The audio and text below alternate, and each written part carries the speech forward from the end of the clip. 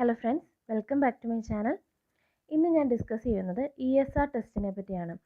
നമുക്കെല്ലാം തന്നെ അറിയാം, സന്ധിവേദന അനുഭവപ്പെടുക, അല്ലെങ്കിൽ ആർത്രൈറ്റിസ്, അല്ലെങ്കിൽ ചില ഇൻഫെക്ഷനൊക്കെ വരിക, ഇങ്ങനെയൊക്കെയുള്ള കേസുകളെല്ലാം തന്നെ ESR കൂടുമെന്നറിയാം. ഈ വീഡിയോയ്ക്കകത്ത് ESRനെ പറ്റിയുള്ള കൂടുതൽ കാര്യങ്ങൾ പറയുന്നുണ്ട്. അതിനു മുമ്പ് ഈ ചാനൽ ആദ്യമായി കാണുന്നവരുണ്ടെങ്കിൽ ദയവായി സബ്സ്ക്രൈബ് ചെയ്യുക, തുടർന്നുള്ള വീഡിയോസ് കാണാനായി. എന്താണ് ESR test? Erythrocyte sedimentation rate എന്നാണ് ESRന് പറയുന്നത്.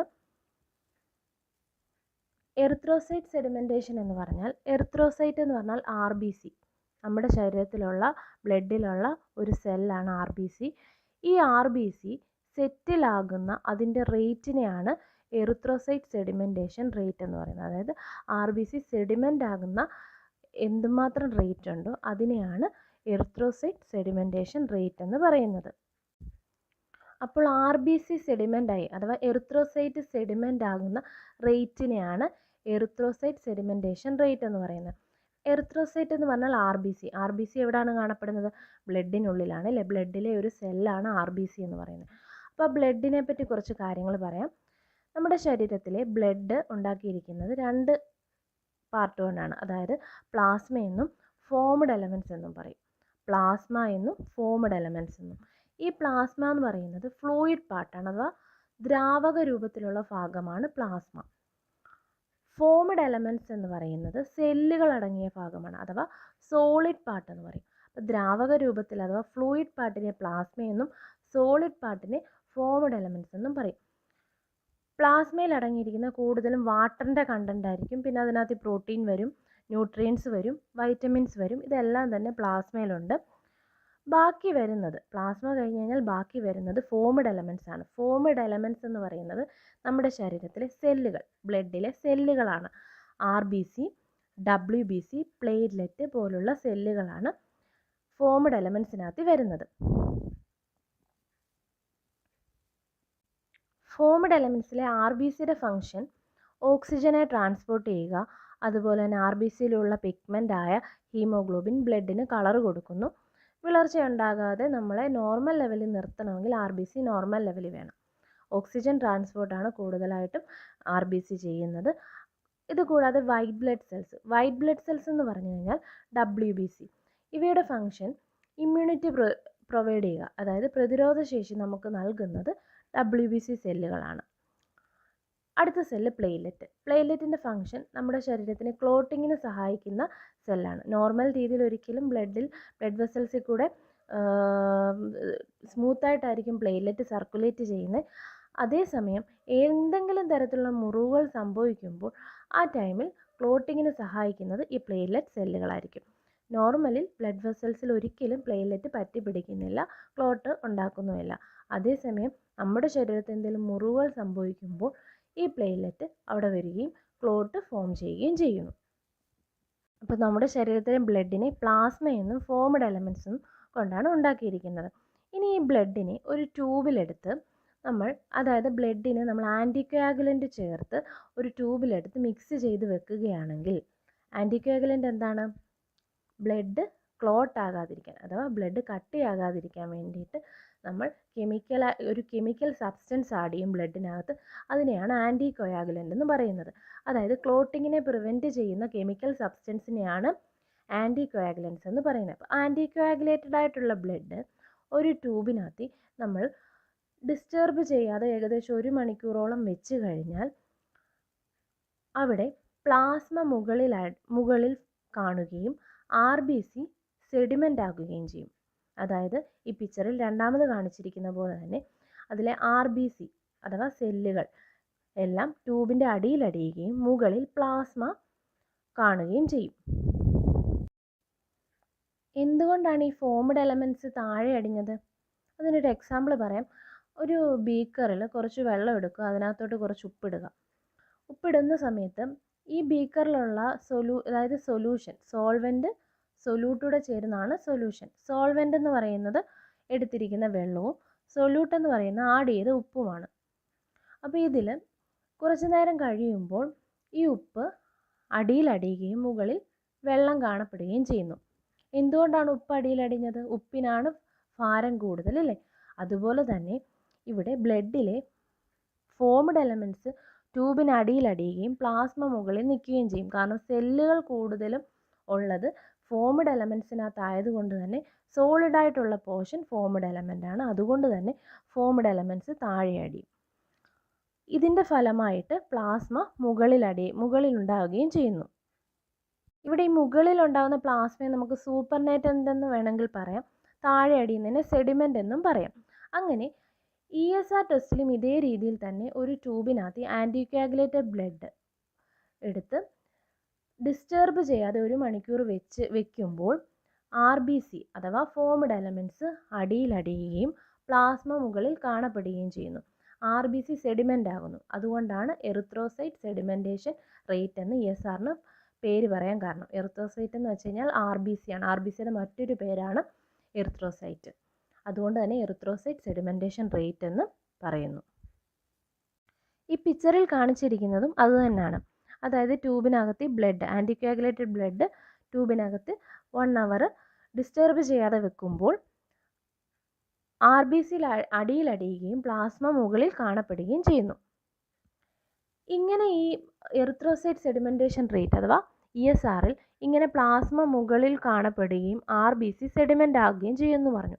അപ്പോൾ ഇതെല്ലാം നടക്കണമെങ്കിൽ, അതായത് ഈ പ്രോസസ്സ് നടക്കണമെങ്കിൽ 3 സ്റ്റേജ് ആവശ്യമാണ്. ആ 3 സ്റ്റേജ് കംപ്ലീറ്റ് ആയെങ്കിൽ മാത്രമേ പ്ലാസ്മ മുകളിൽ കാണപ്പെടുകയും RBC സെഡിമെൻ്റ് ആകുകയും ചെയ്യുന്നുള്ളൂ. അപ്പോൾ ESRൻ്റെ 3 സ്റ്റേജുകളാണ് പറയുന്നത്. ഒന്നാമത്തേത് റൂളക്സ് ഫോർമേഷൻ, രണ്ടാമത്തേത് സെഡിമെൻറ്റേഷൻ അല്ലെങ്കിൽ സെറ്റിലിംഗ് സ്റ്റേജ്, മൂന്നാമത്തേത് പാക്കിംഗ് സ്റ്റേജ്. റൂളക്സ് ഫോർമേഷൻ എന്ന് പറയുന്നത് ഏകദേശം 10 മിനിറ്റ് എടുക്കും, സെഡിമെൻറ്റേഷന് 40 മിനിറ്റും പാക്കിങ്ങിന് 10 മിനിറ്റും. അങ്ങനെ മൊത്തം കൂടെ നോക്കുമ്പോൾ ഏകദേശം 60 മിനിറ്റ് വേണം. 60 മിനിറ്റ് എന്ന് പറയുന്നത് 1 അവർ. അപ്പോൾ ESR ടെസ്റ്റിന് ഏകദേശം 1 അവർ എടുക്കാൻ കാരണം ഈ 3 സ്റ്റേജിനും ഇത്ര ടൈം എടുക്കുന്നത് കൊണ്ട് ടോട്ടൽ 1 അവർ എടുക്കും. ഇതിലേതെങ്കിലും സ്റ്റേജ് കംപ്ലീറ്റ് ആയില്ലെങ്കിൽ കറക്റ്റായിട്ടുള്ള റിസൾട്ട് ആയിരിക്കില്ല നമുക്ക് കിട്ടുന്നത്. അതായത് RBC കറക്റ്റായിട്ട് രീതി സെഡിമെൻ്റ് ആയി പാക്കിംഗ് ചെയ്തെങ്കിൽ മാത്രമേ കറക്റ്റ് വാല്യൂ, അതായത് പ്ലാസ്മയുടെ കറക്റ്റ് റീഡിങ് നമുക്ക് എടുക്കാൻ പറ്റുകയുള്ളൂ. അപ്പോൾ ഇതിൽ റൂളക്സ് ഫോർമേഷൻ എന്താണെന്ന് നോക്കാം. നമുക്കറിയാം RBC എന്ന് പറയുന്ന സെൽ എന്താണ്? RBC പറ്റി അറിയാം, ഓക്സിജൻ ക്യാരി ചെയ്യുന്നുണ്ട്. അതുപോലെ തന്നെ RBCക്ക് ന്യൂക്ലിയസ് കാണില്ല. മെച്ചുറായിട്ടുള്ള RBCക്ക് ന്യൂക്ലിയസ് കാണില്ല. അതേസമയം ബോൺ മാരോയിൽ പ്രൊഡ്യൂസ് ചെയ്യുന്ന നമ്മുടെ സെല്ലുകളെല്ലാം തന്നെ WBC, RBC, പ്ലേറ്റ്ലെറ്റ് ഇവയെല്ലാം തന്നെ ബോൺ മാരോയിലാണ് പ്രൊഡ്യൂസ് ചെയ്യുന്നത്. ബോൺ മാരോയിലുള്ള സെല്ലുകൾക്ക്, അതായത് RBC സെല്ലുകൾക്ക് ന്യൂക്ലിയസ് കാണും. അതേസമയം ഇവ ബ്ലഡ് സ്ട്രീമിലോട്ട് വന്നു കഴിയുമ്പോൾ ന്യൂക്ലിയസ് കാണില്ല, അവ മെച്ചുറാകും, നോൺ ന്യൂക്ലിയേറ്റഡ് ആണ്. അതുപോലെ തന്നെ RBCയുടെ ഷേപ്പ് ബൈകോൺകേവ് ഡിസ്ക് ഷേപ്പാണ്. RBCയുടെ ഫംഗ്ഷൻ ഓക്സിജനെ ക്യാരി ചെയ്യുക, ബ്ലഡിന് കളർ കൊടുക്കുക, ഇവയെല്ലാമാണ് RBCയുടെ ഫംഗ്ഷൻ. RBCയിലുള്ള പിഗ്മെൻ്റായ ഹീമോഗ്ലോബിനാണ് പ്രധാനമായിട്ടും ബ്ലഡിന് കളർ കൊടുക്കുന്നത്. ഇങ്ങനെയുള്ള സിംഗിളായിട്ടുള്ള RBC, അതായത് ന്യൂക്ലിയസ് ഇല്ലാത്ത ഈ RBC ചില കേസിൽ കോയിൻ അടുക്കി വെച്ചിരിക്കുന്ന പോലെയാകും, അതായത് കോയിൻ സെറ്റിൽ ചെയ്തിരിക്കുന്ന പോലെ ആകും. ഇങ്ങനെയുള്ള ഈ RBC ഇങ്ങനെ കോയിൻ പോലെ കാണപ്പെടുന്നതിന് കാരണം ബ്ലഡിലെ പ്ലാസ്മ പ്രോട്ടീൻസ് ആണ്. പ്ലാസ്മ പ്രോട്ടീൻസ് എന്ന് പറഞ്ഞാൽ ഫൈബ്രിനോജൻ പോലുള്ള പ്ലാസ്മ പ്രോട്ടീൻസ് ആണ് റൂളക്സ് ഫോർമേഷന്, അതായത് റൂളക്സ് ഫോർമേഷൻ എന്ന് പറയുമ്പോൾ RBC കോയിൻ പോലെ കാണപ്പെടുന്നു. ഇങ്ങനെ കാണപ്പെടുന്നതിന് കാരണം പ്ലാസ്മ പ്രോട്ടീൻ ശരിക്കും ചെയ്യുന്നത് ബ്ലഡിനൊരു വിസ്കോസിറ്റി കൊടുക്കുക എന്നുള്ളതാണ്. അപ്പം കൂടുതലായിട്ട് റൂളക്സ് ഫോർമേഷൻ കൂടുമ്പോൾ ESRൻ്റെ വാല്യൂ കൂടും. കാരണം ബ്ലഡിൽ ഉള്ള പ്ലാസ്മ പ്രോട്ടീൻ കൂടുതലായിട്ട് ഇതിൽ ആക്ഷൻ ചെലുത്തുന്നുണ്ട്. അതുമൂലമാണ് റൂളക്സ് ഫോർമേഷൻ കൂടുന്നത്. അപ്പോൾ റൂളക്സ് ഫോർമേഷൻ ആദ്യം 10 മിനിറ്റ് എടുക്കും. അതിനുശേഷം RBC എല്ലാം കൂടെ കോയിൻ പോലായി അതിനുശേഷം സെഡിമെൻ്റ് ആകാൻ തുടങ്ങും, അത് അടിയാൻ തുടങ്ങും. ഇത് 40 മിനിറ്റ് എടുക്കും സെഡിമെൻറ്റേഷൻ. അതിനുശേഷം ലാസ്റ്റ് സെഡിമെൻറ്റേഷൻ ഒന്ന് സ്ലോ ആയതിനു ശേഷം ഇതെല്ലാം പാക്ക് ആകാൻ തുടങ്ങും. പാക്ക് ആകുന്നതിന് 10 മിനിറ്റ് എടുക്കും. അങ്ങനെ RBC ലാസ്റ്റ് പാക്ക് ചെയ്ത് മുകളിൽ പ്ലാസ്മ തെളിയുകയും ചെയ്യും. സാധാരണ ESR ചെയ്യുന്നത്, ലാബുകളിൽ ചെയ്യുന്ന മെത്തേഡ് വെസ്റ്റഗ്രെൻ മെത്തേഡാണ്. വെസ്റ്റഗ്രെൻ മെത്തേഡ് അതുപോലെ തന്നെ വിൻഡ്രോപ്സ് മെത്തേഡ്, 2 തരത്തിലുള്ള മെത്തേഡുണ്ട്. എങ്കിലും സാധാരണ കോമൺലി യൂസ് ചെയ്യുന്ന മെത്തേഡ് വെസ്റ്റഗ്രെൻ മെത്തേഡാണ്. വെസ്റ്റഗ്രെയിൻ മെത്തേഡിന് വേണ്ടിയിട്ട് നമുക്ക് വേണ്ട കാര്യങ്ങൾ റിക്വയർമെൻറ്റ്സ് വെസ്റ്റഗ്രെയിൻ ESR പിപ്പറ്റ് വേണം, അതുപോലെ തന്നെ വെസ്റ്റഗ്രെയിൻ സ്റ്റാൻഡ് വേണം, അതുപോലെ തന്നെ ആൻറ്റി കോയാഗുലേറ്റഡ് ബ്ലഡ് വേണം. ഇത്രയും കാര്യങ്ങളാണ് ESR ചെയ്യാൻ വേണ്ടിയിട്ട് വെസ്റ്റഗ്രെയിൻ മെത്തേഡ് വഴി ESR ചെയ്യാൻ വേണ്ടിയിട്ട് വേണ്ട കാര്യങ്ങൾ. അപ്പോൾ വെസ്റ്റഗ്രെയിൻ ESR പിപ്പറ്റിനെ കുറച്ച് കാര്യങ്ങൾ പറയുന്നുണ്ട്. സ്ട്രെയിറ്റ് ഗ്ലാസ് പിപ്പറ്റാണ്, അതായത് നീളത്തിലുള്ള ഗ്ലാസ് പിപ്പറ്റാണ്. ഇതിൻ്റെ നീളം 300 മില്ലിമീറ്ററാണ്. ഇതിന് മാർക്കിങ്സ് കൊടുത്തിട്ടുണ്ട്, അതായത് നമുക്ക് പിപ്പറ്റിന് ഓരോന്നിനും ഗ്രാജുവേഷൻസ് ഉണ്ടോയെന്നറിയാം. അപ്പോൾ അങ്ങനെയുള്ള മാർക്കിങ്സ് ഈ ഒരു ESR പിപ്പറ്റ് അഥവാ വെസ്റ്റഗ്രെയിൻ പിപ്പറ്റിൽ 0 to 200 ആണ്. അതായത് ടോപ്പ് മാർക്കിലുള്ള മാർക്കിങ് 0യും അതിൻ്റെ ബോട്ടത്തിൽ 200 ആയിരിക്കും. അങ്ങനെ 0 to 200 എന്നുള്ള മാർക്കിങ് വരെ ആയിരിക്കും വെസ്റ്റഗ്രെയിൻ പിപ്പറ്റിലെ മാർക്കിങ്സ്. അതുപോലെ തന്നെ ഇതിൻ്റെ ഡയമീറ്റർ 2.5 mm ആയിരിക്കും.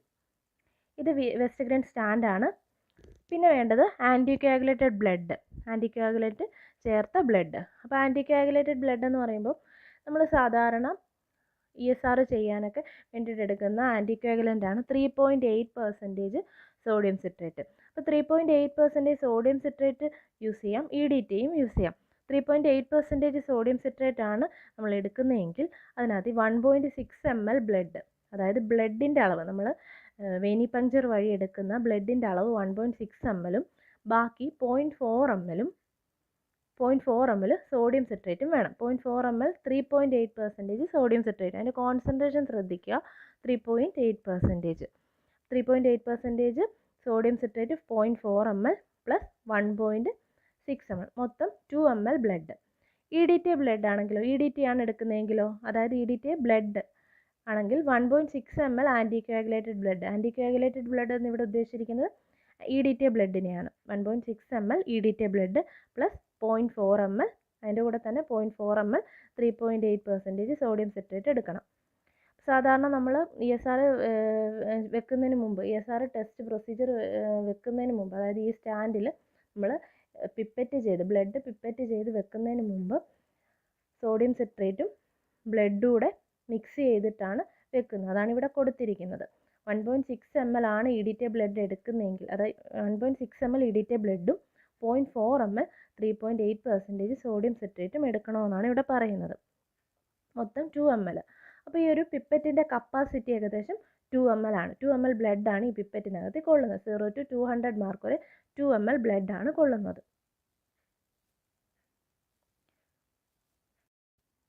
ഇങ്ങനെ ഈ ആൻറ്റി കോയാഗുലേറ്റഡ് ബ്ലഡ് ഈ പിപ്പറ്റിനകത്ത് പിപ്പറ്റ് ചെയ്തതിന് ശേഷം ഇങ്ങനെ വെർട്ടിക്കൽ പൊസിഷനിൽ വെസ്റ്റഗ്രെയിൻ സ്റ്റാൻഡിൽ ഫിക്സ് ചെയ്യണം. വെസ്റ്റഗ്രെയിൻ സ്റ്റാൻഡിൽ ഫിക്സ് ചെയ്തതിന് ശേഷം 1 hour ഇത് ഡിസ്റ്റർബ് ചെയ്യാതെ വെക്കണം. വെസ്റ്റഗ്രെയിൻ സ്റ്റാൻഡിൽ വെസ്റ്റഗ്രെയിൻ പിപ്പറ്റിനകത്ത് ഈ മിക്സ് ചെയ്ത ആൻറ്റി കോയാഗുലേറ്റഡ് ബ്ലഡ് പിപ്പറ്റ് ചെയ്ത് വെർട്ടിക്കൽ പൊസിഷനിൽ 1 hour വെക്കുക. 1 hourന് ശേഷം ഏറ്റവും മുകളിൽ പ്ലാസ്മ അടിയുകയും താഴെ RBC, ഏറ്റവും മുകളിൽ പ്ലാസ്മ കാണപ്പെടുകയും താഴെ RBC അടിയുകയും ചെയ്യും. അപ്പോൾ ഈ RBC എന്ന് പറയുമ്പം എറിത്രോസൈറ്റ് സെഡിമെൻറ്റേഷൻ അല്ലേ. RBC സെഡിമെൻ്റ് ആയിട്ടുള്ളതാണ് താഴെ കാണപ്പെടുന്നത്. മുകളിലുള്ള യെല്ലോ കളറിലുള്ള പോർഷനാണ് പ്ലാസ്മ. അപ്പോൾ ഈ പ്ലാസ്മ കോളം അപ്പർ കോളത്തിലുള്ള പ്ലാസ്മയുടെ റീഡിംഗ് ആണ് നമ്മൾ എടുക്കുന്നത്. അപ്പം ESRൽ അപ്പർ പ്ലാസ്മ കോളത്തിൻ്റെ റീഡിംഗ് ആണ് എടുക്കുന്നത്. താഴെ RBC അടിയുകയും ചെയ്യും. ഇതിൽ മെയിൽസിൽ നോർമൽ വാല്യൂ ആണുങ്ങൾ 1 to 5 mm/hഉം ഫീമെയിൽസിൽ 3 to 7 mm/h. അതായത് 1 മണിക്കൂറല്ലേ നമ്മൾ വെക്കുന്നത്, അതുകൊണ്ട് തന്നെ 1 to 5 mm/h 1 hour. ഫീമെയിലിൽ 3 to 7 mm/h, അതായത് 1 hour. അപ്പം നമ്മൾ വെസ്റ്റഗ്രെയിൻ മെത്തേഡാണ് ഉപയോഗിക്കുന്നത്. സാധാരണ ലാബുകളിൽ ചെയ്യുന്ന മെത്തേഡാണ് വെസ്റ്റഗ്രെയിൻ മെത്തേഡ്. വെസ്റ്റഗ്രെയിൻ മെത്തേഡിൽ ആൻറ്റി കോയാഗുലേറ്റഡ് ബ്ലഡ്, അതായത് സാധാരണ ഉപയോഗിക്കുന്ന ESRന് വേണ്ടിയിട്ട് സാധാരണ ഉപയോഗിക്കുന്ന 3.8% സോഡിയം സിട്രേറ്റ് ആണ്. EDTA ബ്ലഡ് ആണ് എടുക്കുന്നതെങ്കിൽ അവിടെ 1.6 ml EDTA ബ്ലഡ്, പിന്നീട് ബാക്കി 0.4 ml 3.8% സോഡിയം സിട്രേറ്റ് കൂടെ ഒരു ട്യൂബിനകത്ത് മിക്സ് ചെയ്തതിന് ശേഷം അതിനകത്ത് നിന്ന് വരുന്ന ബ്ലഡ്, ആ മിക്സ് ചെയ്ത ബ്ലഡ് നമ്മൾ വെസ്റ്റഗ്രെയിൻ പിപ്പറ്റിനകത്ത് പിപ്പറ്റ് ചെയ്ത് വെർട്ടിക്കൽ പൊസിഷനിൽ വെസ്റ്റഗ്രെയിൻ സ്റ്റാൻഡിൽ വെക്കുക. 1 hour വെക്കുക ഡിസ്റ്റർബ് ചെയ്യാതെ. അതിനുശേഷം വരുമ്പോൾ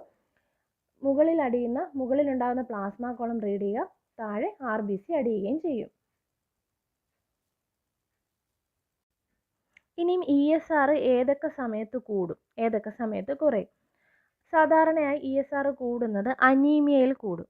അതായത് അനീമിയ എന്ന് പറയുന്നത് എന്താണ് ശരിക്കും? ബ്ലഡിൽ ഹീമോഗ്ലോബിൻ കുറയുന്ന അവസ്ഥ. ഹീമോഗ്ലോബിൻ കുറയുക എന്നാൽ RBC കുറയുന്ന അവസ്ഥ.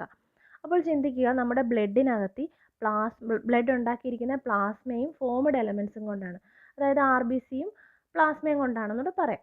അപ്പോൾ ഇവിടെ ബ്ലഡിലെ ഹീമോഗ്ലോബിൻ അഥവാ RBC കുറയുമ്പോൾ അവിടെ എന്താണ് കൂടുന്നത്?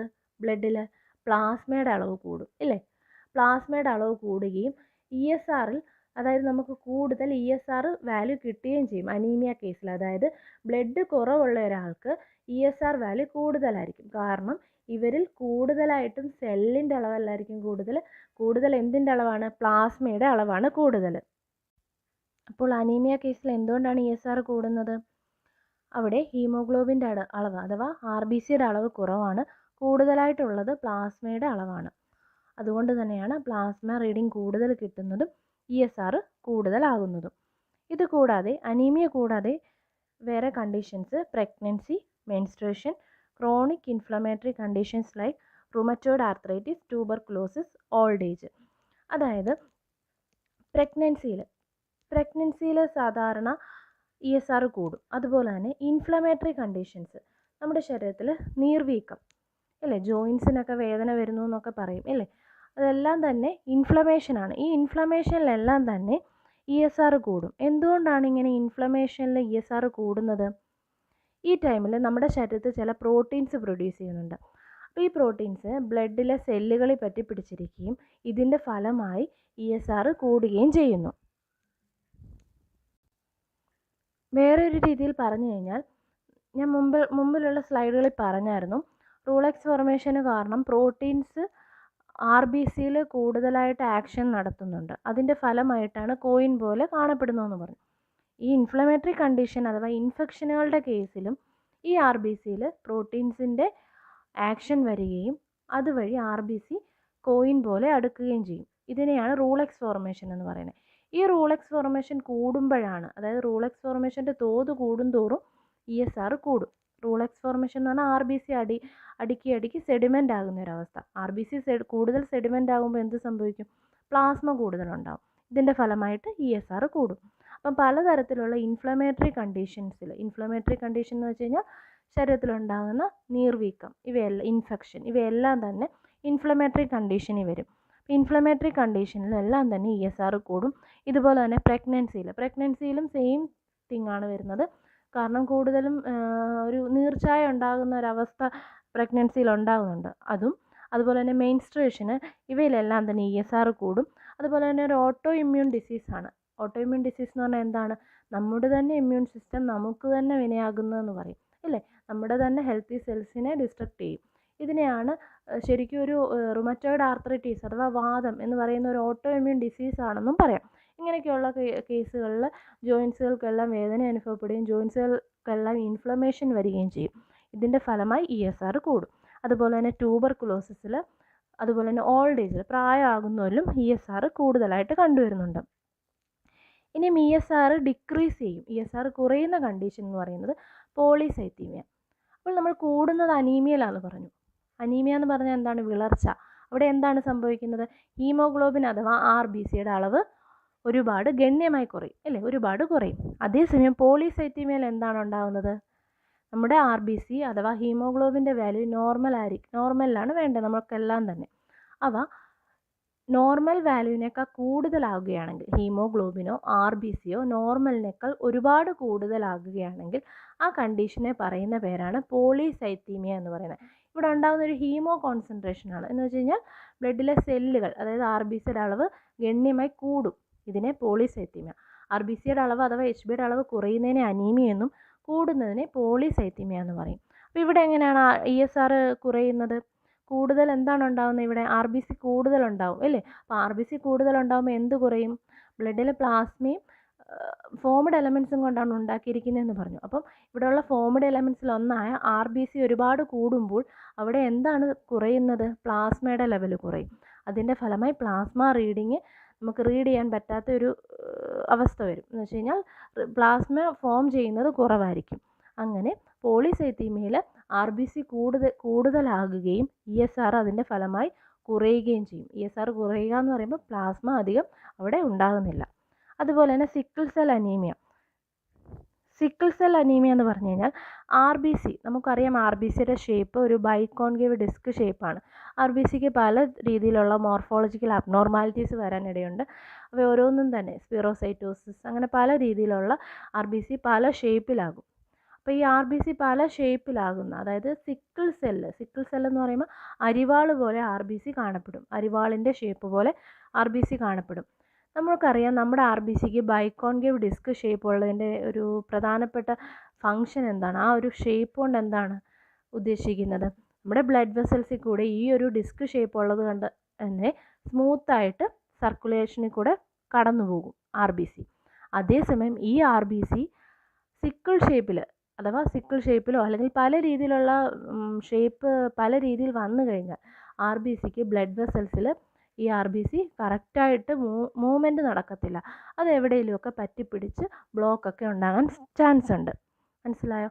അങ്ങനെയുള്ള ഇതാണ് സിക്കിൾ സെൽ അനീമിയ. ഇതിൻ്റെ ഫലമായി സിക്കിൾ സെൽ അനീമിയയിൽ RBCക്ക് കൂടുതലായിട്ടും ഡിസ്ട്രക്ഷനും സംഭവിക്കുന്നുണ്ട്. സിക്കിൾ ആകുകയും ചെയ്യും. RBCയുടെ ഷേപ്പ് സിക്കിൾ ആകുകയും ചെയ്യും, ഡിസ്ട്രക്ഷൻ സംഭവിക്കുകയും ചെയ്യും. അപ്പം ഇതിൻ്റെ ഫലമായിട്ട് ESR കുറയുന്നു. ഓക്കെ, നമ്മൾ പറഞ്ഞു ESR എന്താണെന്നുള്ളത്. ESR എന്ന് പറഞ്ഞാൽ എന്തെങ്കിലും ഇൻഫെക്ഷനോ അല്ലെങ്കിൽ ഇൻഫ്ലമേഷനോ ശരീരത്ത് വരുന്ന കേസിലോ അല്ലെങ്കിൽ പ്രഗ്നൻസിയുടെ കേസിൽ, മെൻസ്ട്രേഷൻ്റെ കേസിൽ പല രീതിയിലും നമ്മുടെ ശരീരത്തെ എന്തെങ്കിലും തരത്തിലുള്ള ബാക്ടീരിയൽ ഇൻഫെക്ഷൻ ആയിക്കോട്ടെ, ഏതെങ്കിലും തരത്തിലുള്ള ഇൻഫെക്ഷൻ ആയിക്കോട്ടെ, എല്ലാ കേസിലും ESR കൂടാൻ ചാൻസ് ഉണ്ട്. ഏകദേശം കൂടുതലായിട്ടും ഇത് ESR കൂടുതൽ പറയുന്നത് വാദം, ആർത്രൈറ്റിസിൻ്റെ കേസിലൊക്കെയാണ്. അപ്പോൾ ഇതിനൊക്കെ നമ്മൾ എന്താണ് ചെയ്യേണ്ടത്? ESR കുറയ്ക്കാൻ എന്താണ് ചെയ്യേണ്ടത്? ഇതിന് ഏതാണോ പ്രത്യേക തരത്തിൽ, ഇപ്പോൾ ആർത്രൈറ്റിസ് ആണെങ്കിൽ ഏത് തരത്തിലുള്ള വാദമാണ് അല്ലെങ്കിൽ എന്ത് തരത്തിലുള്ള ഇൻഫെക്ഷനാണ്, ഇതെല്ലാം കണ്ടെത്തി അതിന് പ്രത്യേകമായിട്ടൊരു ട്രീറ്റ്മെൻറ്റ് കൊടുക്കുന്നതിലൂടെ, കറക്റ്റായിട്ടുള്ള ട്രീറ്റ്മെൻറ്റ് കൊടുക്കണം, എങ്കിൽ മാത്രമേ ESRൻ്റെ വാല്യൂ കുറയത്തുള്ളൂ. അതുകൂടാതെ തന്നെ എക്സസൈസ് ചെയ്യുന്നതിലൂടെയൊക്കെ തന്നെ ഒരുവിധം ESR, കാരണം ഇൻഫ്ലമേഷൻസ് ഒക്കെ കൂടുതൽ മാറിക്കിട്ടണം, അതുവഴി ESR കുറയുകയും ചെയ്യും. അപ്പം ESR ചെയ്യുന്ന വെസ്റ്റഗ്രെയിൻ മെത്തേഡാണെന്ന് പറഞ്ഞു, അതിൻ്റെ നോർമൽ വാല്യൂ പറഞ്ഞു, എല്ലാ കാര്യങ്ങളും പറഞ്ഞു. ഈ വീഡിയോ ഇഷ്ടപ്പെട്ടെങ്കിൽ ലൈക്ക് ചെയ്യുക, സബ്സ്ക്രൈബ് ചെയ്യുക.